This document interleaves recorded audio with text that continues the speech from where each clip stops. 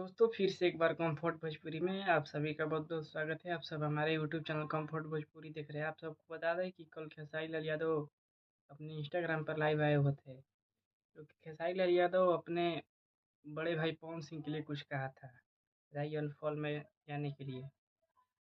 तो उनके कुछ यूट्यूबर हैं पवन सिंह के, जो कि जानबूझकर पवन सिंह और खेसारी लाल यादव में विवाद करना चाहते हैं।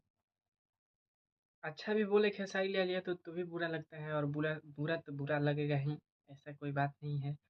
लेकिन ये लोग को कुछ समझ ही नहीं आता है कि सब चाहता क्या है। अच्छा बोलो तो भी खराब, बुरा बोलो तो भी खराब। इसीलिए हम लोग खेसारी लाल यादव का फैन लोग खेसारी लाल से नाराज रहता है कि आप उसके लिए कुछ बोलिए मत, पवन सिंह के लिए कुछ बोलिए मत।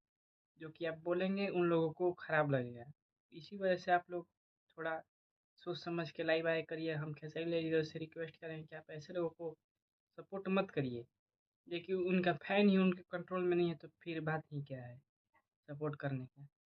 तो आप सबसे यही कहेंगे कि आप सब उनको प्यार आशीर्वाद दीजिए, खेसारी लाल